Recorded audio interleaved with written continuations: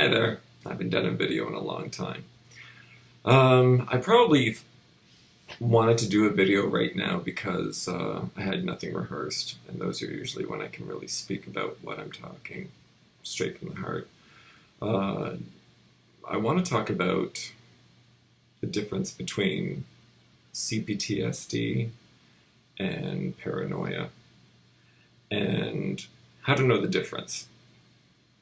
And that's something that can be tricky when you're first starting to reestablish yourself in your thinking, because decades of other people's doubts and other people's ideas were meant to stuff it down so you couldn't figure out what you were really coming up with and knowing was valid. And that's why children are so good at what they do when they just simply say things, because usually those ones are around parents who kind of encourage that from their children and so forth. So I'm digressing. I do that a lot, so I'm going to try and,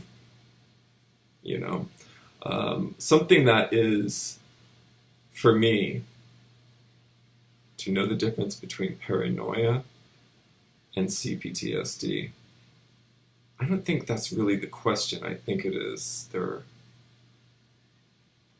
one of the same, but the paranoia was there to protect me, and the C-PTSD was really the result of not listening to the messages that I was receiving. They say intuition is going from A to Z without any necessary alphabet in between.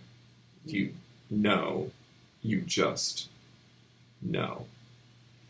And coming out of that and learning to see the signals for what they are and not go into... Now, I find for me and for a lot of people in the narcissistic community, he's a narcissist, she's a narcissist, this, that. And that's true, and I think that's part of the deal as well. But I would like to thought out on what everybody else is doing. I'm more interested now is my pathologies in it, where I'm trying to win somebody over who I know who doesn't like me.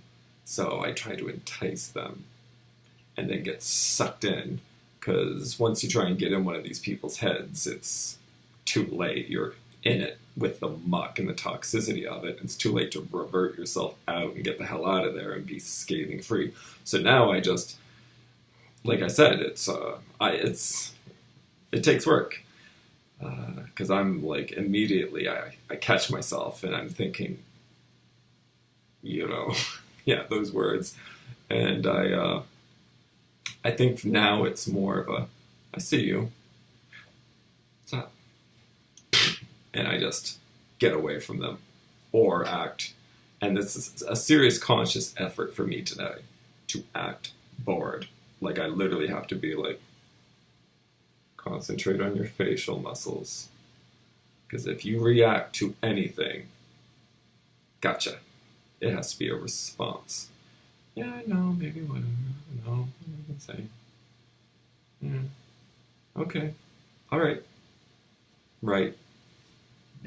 What exactly do you mean? Okay, well, I guess I'm just going to have to accept your perceptions. Noted they are in a negative light. Takes practice. That's why I'm here. That's why you're here. I could digress a lot into a lot of different directions, but I guess what I started with was knowing the difference.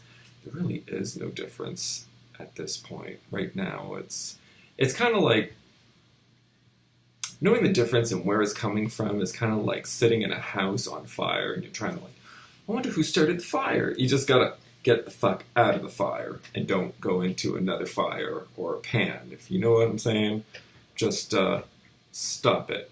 I focus it more within on myself, what I'm thinking, what I'm feeling, where this is going, because you know where it's going. So from there I learned to, okay, choose a different direction and know it. Know it. Don't put it out there to weigh it with others. That's where it can go amok. Feel it. Know it. If you made it this far, then you know you should have been here the whole time.